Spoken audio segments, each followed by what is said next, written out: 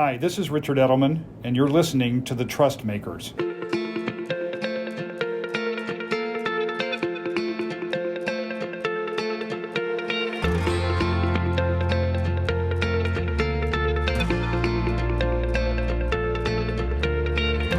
Morning, this is Richard Edelman. I'm joined by Antonio Lucio for the first ever episode of TrustMakers. TrustMakers is going to be a bi-monthly podcast done in conjunction with Advertising Week, and we are going to be talking about the importance of building trust in brands and corporations. Antonio, as many of you know, is probably the most famous CMO in the business, having worked at Facebook, at Visa, at HP. He's now on his next mission to bring greater diversity to the industry. I can tell you, when he was a client at HP, he was the first one to insist on numbers every quarter of the diversity of our teams, which was an incredible contribution to Edelman, forcing us in the right direction. And we have made huge strides. Thank you, Antonio. So, Antonio, let's just get right to it. In your opinion, does trust drive growth? And if so, why? Good morning, Richard, and great to be here with you today. I think trust will become the new brand equity within the marketing and communication fields. We already have data from the Edelman story that actually shows the significant level of correlation between trust and long-term growth. The consumers that we're facing today, particularly younger millennials and Generation Z, expect to know the values and mission and character of the companies they buy products from. And that is research after research has proven that. So more and more companies are going to need to take a more purposeful an intentional stand in defining what they do, why they do it, and what are the values that the company embraces. So historically, that's been the remit of the corporation, that purpose and CSR and whatever has sat with the chief communications officer. What's the change? Is it that suddenly we have belief-driven buyers? Well, the big change is that normally, in times where you and I grew up, that was the subject matter of the corporate communications, and it was mainly aimed at elite. The big difference now is that reputation and trust matters to consumer in their buying decisions, more than brand equity. Brand equity is a brand value within the context of the category. Brand trust is that plus doing it within the societal context that is relevant to the consumers and or citizens that you serve. That immediately changes the game, because comms and marketing and policy and even HR need to be working closer together so that there is consistency in the narrative related to the what and the why a company operates. So in that sense, it is a very different game. The corporate brand needs to behave like a consumer brand. Consumers need to know. The product brands need to link back into the corporate values, or consumers are not going to want to purchase your products. And then you're going to have to do this in an integrated way through employees, elites, clients, consumers, and opinion leaders. That's what's different. Antonio, let's go more about the employees. So we found in our first studies during the pandemic that one of the key motivators for consumers to buy brands is whether or not those companies and brands were protecting the employees with PPE and time off away from the workplace or rapid tests, whatever. Do you think this connection of stakeholders is a permanent phenomenon post-pandemic? Absolutely. And again, I've had the privilege of working in companies that have been around for 100 years, as well as companies that have been around for 17, which is the case of the Facebook company and all its apps. If you looked at tech today, it's a reflection of what the rest of the world will be tomorrow, which is the bulk of your population are going to be young millennials and Generation Z. They expect, your employees expect to have a voice, in everything and anything that you do. And they expect to have the space to actually voice their feelings. That's not going to change. There are the tools available through technology to actually allow that. So the first order of the day is that you have to finally focus on your employees as your number one priority in terms of stakeholders, because without those company and or brand ambassadors, nothing else really matter. They're going to call it as it is, more so than any other stakeholder. So let's just talk about the component parts of trust. So in our studies, we find it's ability, which means I can do something; dependability, meaning I can do it all the time; integrity, which means that I do it with a purpose. Also, the aspect of what does it mean about myself? And last is that, in fact, there is a mission somehow. How do you look at those 5 component parts, and does it depend by category on which matters most? I don't think it changes by categories. To me, the first thing is you need to be very clear and intentional about what you do and why you do it and what your values are. That's what that is your North Star. That is what should drive every single action that you do. Number 2, just like you said, you have to be intentional in the application of those principles across every single interaction and across every single stakeholder. And then when you mess up, because you will mess up, like every single company that I've worked for and every single company that I have read through, if they're blessed enough to stand the test of time, you're going to mess up. That means that you stand up, you acknowledge, and then you work hard to fix those issues. For some companies, it's as simple as fixing a cap. For other companies, it's going to take years to actually be able to fix, artificial intelligence to drive new dimensions of technology. And then you have to be able to, every time that you are implementing these actions, to be able to enter into conversation with all your different stakeholders, so that they understand your point of view of and the why of the actions that you're taking. So that playbook is consistent regardless of where you are. Unfortunately, as you know, it is not consistently applied in most categories and in most companies. And Antonio, as you look at trust, that trust is highest now in business, well ahead of government, media, NGOs. And for the first time, in fact, business has passed NGOs. It's the only one seen as both ethical and competent. Is that why brands are expected to speak up on issues ranging from race to sustainability to education? And is there some limit to what brands should take on? Number one, as your trust barometer has indicated, Richard, and it's a global phenomenon, is that, we don't trust the institutions that usually were the lighthouses of good and purpose in the world, whether that is government or even the bastions of the press. It has become polarized. It has become geared to follow very specific agendas. And the same holds true, I would say, about NGOs in general. So within that context, the fact that corporations that have stood the test of time are raising their level of profile is not surprising to me. And it's an opportunity that I think the business world needs to tackle and take advantage of.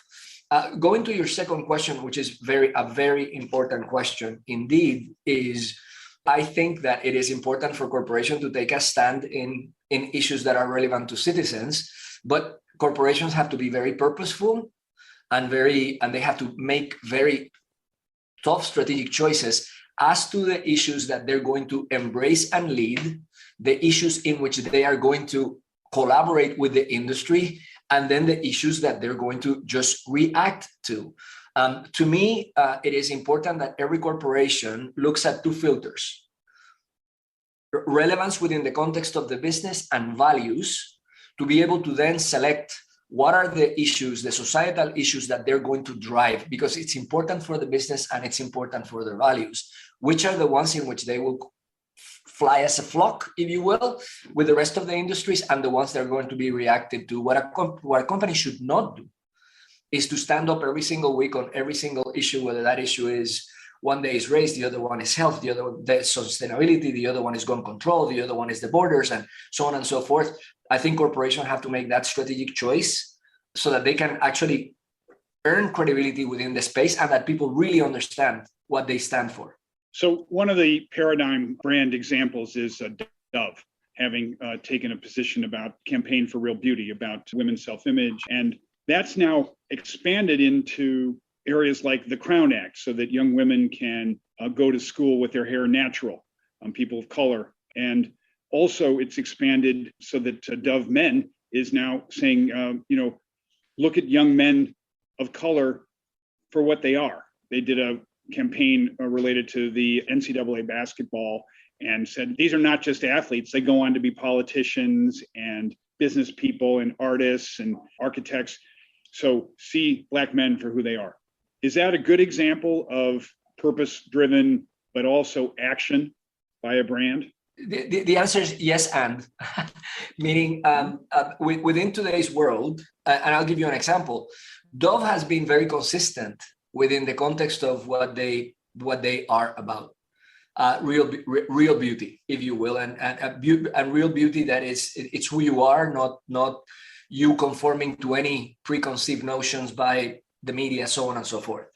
But there was a time when there was significant inconsistency between Dove, the product brand, and Unilever, the company, where there were other products that did not fit that level of consistency. In today's world, a company like Unilever, for example, which is a great purpose-driven company, understand that there has to be consistency between the values that they embrace as a corporation and the type of messages that they actually communicate through each and every one of their brands.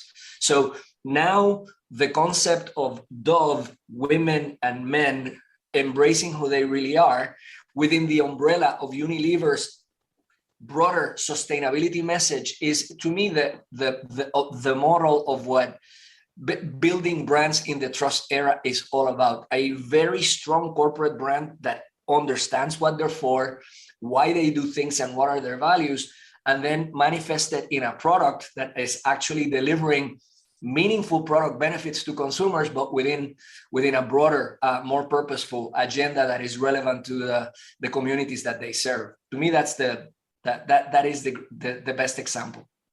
Yeah, and on the Axe brand, for example, the switch to how a young man should treat a young woman was a major step forward in that regard. I want to talk a bit now about channels and means of marketing. Do you feel that advertising continues to have a trusted position among consumers, or do you see in a world of more horizontal peer-to-peer that the talk at is a challengeable proposition that people prefer converse with? I don't think we should talk about ads anymore. I think we should talk about meaningful interactions. And those meaningful interactions can take many shapes. A piece of film can be a meaningful interaction. A white paper can be a meaningful interaction. A very arresting editorial could be a piece of action. I think what we have is a unique moment where the silos need to be broken so that we can provide the level of content that consumers expect or want within the context of their life and within the relevance of the categories that we are pursuing. And everything is game. Every single challenge, every single channel is an opportunity. I'll give you one very specific example, Richard. There is this initiative that was brought in by two women in a desk called This Little Girl Is Me. And it was about women just posting the messages that they would give their younger self with a picture of themselves as kids and their current self. And I mean, it just went, all the CMO community, all the females of the CMO community were participating. They were unveiling beautiful things about themselves that no one ever knew before. You had celebrities doing it, you had politicians doing it, and that is meaningful content. that is two people in one desk coming up with a brilliant idea and releasing it into the universe. So that's the good news. The good news is that you should not be confined by the advertising agency does this, the PR agency does that, the content agency does this. The ideas can come from everywhere. I love that point. I mean, it's really related to the Ajinomoto campaign that we did during the height of COVID, when there were all sorts of accusations about, Kung flu, and this was all caused by China, and people stopped going to Chinese restaurants because maybe they would get sick. And we got a bunch of influencers to say #TakeOutHate, because this was actually anti-Asian hate and it needed to be stopped. And actually, Chinese food sales soared because people wanted to be part of fixing bias. And so brands need to be quick, and they need to be brave, and they need to get the mass population juiced up, partly through influencer and partly just by giving them quality information. Now, Antonio, on the quality information thing, you have had 18 months at Facebook, and it's a issue in society at the moment about who's getting what information, whether it's about vaccination, whether it's about voting. And so can you reflect a little bit about that experience and what you would tell marketers about how to get good information to the consumer? Again, when it comes to the platform, the social media platforms, and to Facebook in particular, that is getting the brunt of it today. But frankly, many of the issues that are identified transcend the Facebook platform. This is the way that I see it, Richard, is the way that I've always seen it. I have never seen in my life platforms of this size and impact ever. The communities that, for example, the Facebook company serve is bigger than the populations of India, China, and the United States combined. No government has to do that, and therefore the ability to get things done within the context of that scale is more complex than people give the company credit for. There's a lot of good that has come out of bringing the world closer together. I connect with people from different phases of my life that in the past I would have completely forgotten or left it just in the memory bank. And there is a lot of good in it. There's also significant damage. The law of unintended consequences applies to this as much as to any development in science. More needs to be done to actually figure out information, misinformation, fake news.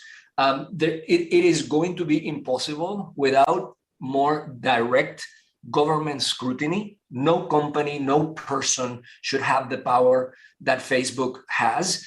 But it's going to be very important that we figure out how to do it. Right now, within the context of the United States, Richard, you know this very well. If controlling and getting involved with Facebook was done by the Biden administration, it would mean some very specific things. If it was done under a Republican administration, it would mean completely the opposite.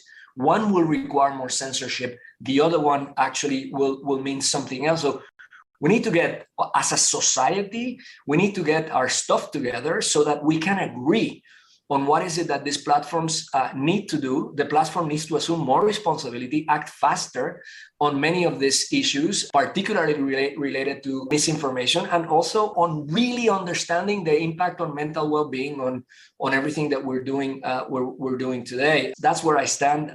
That's how I feel, and I think that that's what needs to happen. So we have 2 minutes left, just to try and bring the conversation together. If you were back in a CMO role and taking on this sort of new responsibility of trust, and the game plan would be, you want advocates, and you want people to buy your new products, and you want people to stay loyal if there's a crisis, and you want them to participate one way or another as your spokespeople. What's the play, Antonio? Give me 3 things that a CMO should be thinking about. The first thing is the CMO needs to bring together the chief communication officer, the head of HR, and the head of policy, together with the CEO, and agree what the corporate narrative is going to be within the context of the actions that the company needs to take. Importantly, what are the societal issues that the company is going to own relative to the ones that they're going to support, relative to the ones that they're just going to react to. So that's one. Number two, that an integrated action plan needs to be developed, because at the end of the day, this is not about talking. It is about doing. And number three, you need to have a good crisis communication team, because issues will happen within the year, and you need to be ready to react to it through actions and through great narrative. For me, Antonio, I think brands need to see their bigger opportunity and bigger responsibility. Consumers are prepared to switch brands if the company stands up and speaks up on the issues that matter to the consumer: sustainability, diversity and inclusion, treatment of women. All of these are mandatory. Then there are optionals, gun control or others, but be in the discussion, be part of it, be quick, and take the chance to speak up. Don't put your head down and duck, because you're going to miss the consumer who's waiting for you to lead. Thanks very much, Antonio. Our first episode was brilliant. Let's do it again. Let's do it again. Bye. Thank you for tuning into the TrustMakers, an Edelman podcast in partnership with Advertising Week, where we speak with leaders and other trust builders across institutions. See you next time.